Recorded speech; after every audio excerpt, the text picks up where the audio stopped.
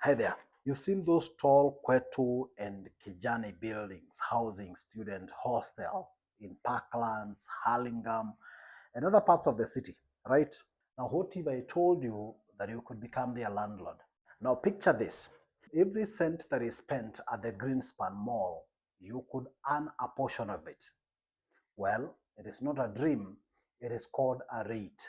REIT, Real Estate Investment Trust. It allows you to own a portion of prime properties without necessarily managing it.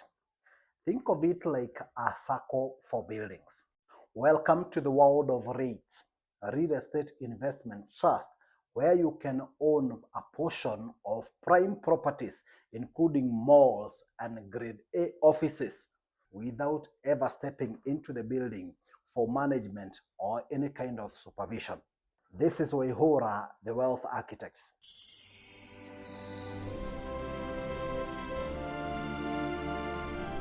Now think of a REIT as a circle for buildings. We pool our money together, professionals, managers, and then we buy or develop skyscrapers, and then we share the profits at the end of the year as dividends. REITs are classified into two, D REIT and I REIT. D is for development rates, I is for income rates. That means that you can make income from development. You could also make some money from the rental income, such as accommodation for students, as is the case of Qwetu and Kijani. Now, a REIT is a company that owns, operates, or finances an income-producing real estate.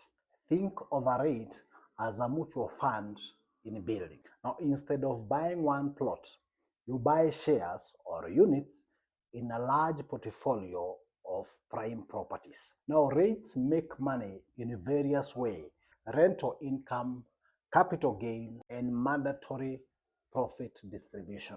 Registered REITs in Kenya are exempt from corporate income tax and stamp duty on property transfers. Number two is accessibility. Anyone can own a piece of a grade A office block in Westlands with as little as 5,000 shillings on platforms such as VUCA. Finally is liquidity. You could sell your units at the NSC or USP in a matter of days. Of course, there are several demerits. Market volatility, where the price could remain stagnant for some time. There is also limited leverage. For instance, if while a circle could give you 3 times your savings, it is a bit difficult to get money or to get financing in order to buy REIT units.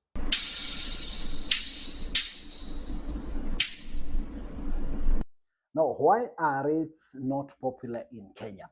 Possibly you may not have heard of REITs. Some of the REITs have high barriers of entry. For instance, restricted REITs have a minimum requirement of 5 million shillings to invest, of course keeping them away from retail investors. Number two is our obsession with soil.